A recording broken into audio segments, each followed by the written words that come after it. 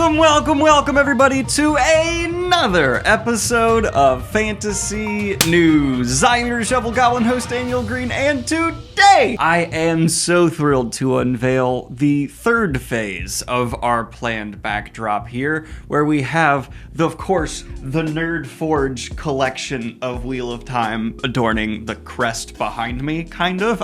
That's a weird way to put that. But yeah, as soon as that was sent to me, it was like, this whole shelf is now going to be oriented towards emphasizing Nerd Forge's best gift I've ever received. I showed my family what was made and sent to me, and they were all just like, yeah, okay, no offense is taken. That's the best thing you've ever been given. It's beautiful! I agree. And this is the full shelf. We're gonna still be making tweaks and adjustments based on your all's feedback. But for now, let's just go ahead and totally shatter the fourth wall, shall we? Hi, how's it going? This is professionalism right here. Focus. Here we go. Now focus on different space. It goes from my little editing station over there all the way across, and it's these two beautiful shelves with some typewriters and some classy adornage. We have some more strip lights we need to install, as well as doors and drawers that haven't been put in yet. But for now, that's gonna be the Disheveled Goblin layout. How's that? Trying to figure out what to focus on. It's a little bit less shelfage being showcased than we've ever had before. Let me line up the camera again. I'm a professional. Dare. But after years and years and years of busy backgrounds, I figured having something a bit calmer, a bit more classy, could be great. And this also means we can constantly play with like what's being showcased in the background, which is a lot of fun. And if you'd like to see me build it at a wrong height, I then fixed off camera, you can go check out the 6.5 hour live stream where this happened to my fingies very early on, but we pushed through. I won't include the image of all the pulled skin here. And if you're wanting to see more of the books in the continual shot, I'll still be swapping lenses depending on what video we're doing, so sometimes more will be visible. For now though, let's go ahead and jump on into the fantasy news. Now, of course, I need to cover the Cosmere news because Dragonsteel Con happened last week, and Sanderson had quite a few announcements in pocket for his Cosmere fans. And that's going to be, first, we have the official prose version, or the novelization of White Sands is officially being worked on, and is apparently going to be worked on after Sanderson finishes his revisions of the 5th Stormlight Archive book. This announcement came right along with someone that I know tons of Cosmere heads have been waiting for, as long as they have some spare cash in their wallet, and that would be the Words of Radiance Leatherbound backer kit campaign, which will be launching March 5th of 2024. This is coming with the darkest of the leatherbound covers yet. I can't guarantee this is going to be like a matte black, but on my screen here, it certainly does look like it, though colors in video always look a tad different. You don't know if they've been color corrected or whatnot. Hey, my videos are color corrected. Here's what it looks like without it. It's different, isn't it? Never again! I think the book itself looks great, but the only thing that seemed to be missing from the announcement video, in my opinion, was seeing the leatherbound next to the other leatherbound. I think one of the selling points is seeing how it'll look on a shelf next to its companion, and it's a little strange that wasn't included, though again, I think the book itself does look really good. Am I wrong in assuming that seeing all these lined up looks pretty good? Now, I do want to talk about this Words of Radiance teaser video here real quick. Note how it puts its maps on full display for you, wide open. Enjoy its dark, luscious curves, teasing you with red lines throughout. I bet you're aroused as it nestles you within its pages, just showing you a hint of the words to come. Are you feeling it? That's because you just got caught watching book porn in 4K.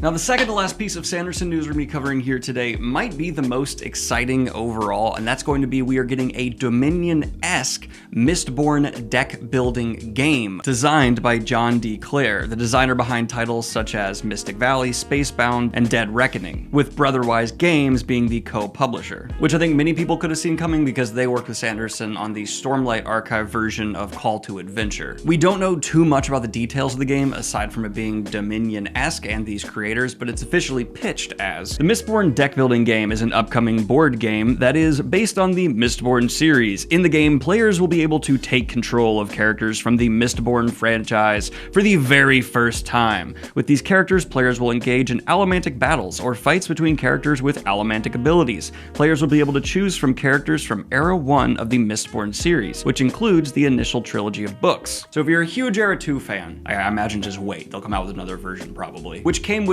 this art of Vin, and yeah, there's some good looking art of Vin. And then finally, in the last piece of Sanderson news for this episode of Fantasy News, we have a tentative release date for Stormlight Archive 5, the final book in the first leg before a supposed time skip in the Stormlight Archive series. And that is going to be December 7th of 2024. Now, Sanderson said the book is 90% complete, which means yes, it's on track for this, and that seems fairly safe, but there are also some ambitious plans around this release, having it actually be released on a weekend rather than the typical book release date, so we'll see how that goes. I'm actually probably equally excited to see how that experiment goes as I am for the actual book, because not only am I a big Sanderson book nerd, I am also a book industry nerd, which is a strange thing to be. We are gonna move away from the book-related news though and talk about some interesting streaming adaptation news, because we had a quote from Brian O'Malley in regards to Scott Pilgrim's season 1 over at Netflix, its launch, and this potential for a season 2. Specifically, he said, "People are always complaining about how shows get canceled after one season, so we hedged our bets immediately and tried to make a self-contained one season." And I think that's really smart. I actually think that's a good call for the Scott Pilgrim animation and is a decent mentality in this era of streaming for pretty much any creative team to have, especially after we just saw Shadow and Bone get canned so suddenly with apparently very little warning given to the author, at least based off her response. Yeah, if I was someone who was involved in the creation process, the writing team of this show, I would try and make something that was a great one season so that even if we are canceled, people could still come back to it and enjoy what we created without feeling like they've been let down. I also think it's really sad that that's the point where we've gotten to. Don't get me wrong, big franchise adaptations are still happening left, right, up, down. You cannot open a feed on most social medias, at least in my algorithms, without seeing a new one announced. I have to filter out ones that I just don't think are big enough news to be mentioned in fantasy news every single week. But the lack of commitment from streaming services, who very often seem to just find these adaptations to be completely disposable if they don't find their audience right away, it's disheartening, and I can't imagine how rough it is on a writing team, or especially you don't, or until recently in the whole writer's strike situation, get the best guaranteed return on your writing work. That just got better, but even still, it's better if you get more and more seasons. It's just such a strange industry practice that has become so normalized, and I know shows have been canceled forever, but big franchise shows only getting one season to find their audience before they get axed, or maybe two if they're lucky. It's also like, imagine yourself as a writer for a Netflix show. Put yourself in their shoes. You've been told that like Shadow and Bone is their next big thing. Suddenly, after 2 seasons with very little warning, it's gone. You're a similar adaptation. You have 1 season and you're sitting there like, oh, okay. I'm gonna maybe look for another job while I do this job too. This is awkward. I would not be doing my job if I didn't remind you that the merch that is currently available at danielbgreen.com is going to be gone starting November 30th, my birthday. So if you would like to get a copy of the Give Women Swords shirt or the Boom Roasted Bookshelf tee, go ahead on over to danielbgreen.com and you could even snag yourself a dragon sweater. And now, in some breaking fantasy news drama, we're gonna cut to the king of fantasy drama, Green Daniel, and his thoughts on the recent Deflategate scandal. Thank you, Daniel Green. At the 2023 Thanksgiving Macy's Day Parade, a Luffy float was included amongst many other floats. Its hat began to deflate during the parade. This caused quite the stir amongst the One Piece fandom. Even the likes of Tekking made quite the funny thumbnail in response. When asked their thoughts on the matter, most people responded, "What is a Luffy? Are you wearing a fake mustache? Why are you wearing a fake mustache? No, don't adjust it. You're making it worse. That's clearly a fake mustache. Please stop crying. You're making me uncomfortable. Please leave me alone." This has been some damn fine reporting from Green Daniel. Now, in a story that was probably sent to me more than any other this week, actually even more so than the Sanderson news, we have had a quote from the author of the Witcher series, Andrzej Sapkowski, I think I'm saying that close to right, where he basically said that Netflix never listened to his feedback on the show. Granted, there's also a quote from the same convention from him saying that Netflix adaptation of his books is like one of his favorite. He also said that he's seen better, he's seen worse. The guy just kind of seems to talk casually about this stuff, but in regards to Netflix listening to his notes, exactly, he said, "Maybe I gave them some ideas, but they never listened to me, but it's normal." He then broke into an impression of a Netflix executive and said dismissively, "Who is this? It's the writer? It's nobody." And it's just like, why? Some courage, I grant you, but mainly a massive ego. It's something I used to hear about like Hollywood executives and not believe could possibly be as bad as what people made it out to be, but I've now heard so many quotes from authors like this, and I've heard so many actual stories from people I've met who work in the industry where that is the mentality at times, where they don't care if you're the writer, they care about how important your name is in their circles, and so they will dismiss stuff that is direct feedback from the person who crafted the world they are trying to adapt and be like, nah.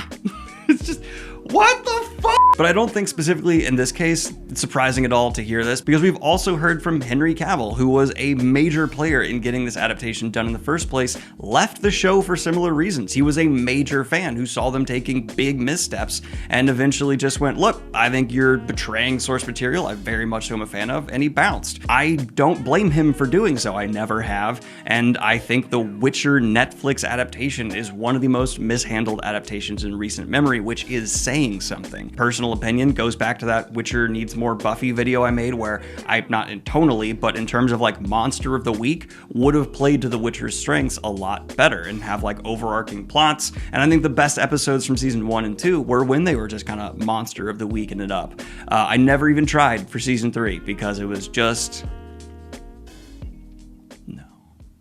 But in the final piece of news we're going to be covering here today, a very excited goblin in the Discord server wanted to see me cover something that I'm going to try and say correctly here perfectly the first time. But if you would like to contribute a story I will be covering next week, all you have to do is join the Discord server, go to the Fantasy News channel and post it there, and I may cover it in the next episode of Fantasy News. But now to that story. Because we had a trailer drop for the animated adaptation of Dan. I got it, that was perfect. Oh, baby. Sorry, dyslexia, those D's and A's and N's, I was just... It is releasing in 2024 from Science Saru, and this looked really interesting, certainly adult. I'll be checking it out. Thank you very much for suggesting covering this, because I'm always looking for some fun, new, quirky style anime stuff to watch, especially with the enhancement of what is legal in Massachusetts. Look forward to more content on the channel this week. There's going to be a channel update. I am now reading a novella within the Sun Eater series, which will hopefully be reviewed later this week as well. And the next episode of Fantasy News will be having a beautiful guest host. Like and subscribe if you have not already. Hit the Patreon if you want to support what I do here, and enjoy the new Fantasy News backdrop. I can't go that low. Oh, I vote. And of course, I'd like to record a special shout out to my latest high tier Patreons: Cassidy Young, Harry Moraine, Domadred Dresden, Maya Fletcher Haynes, Derek Silverstone, and Sean Thibodeau.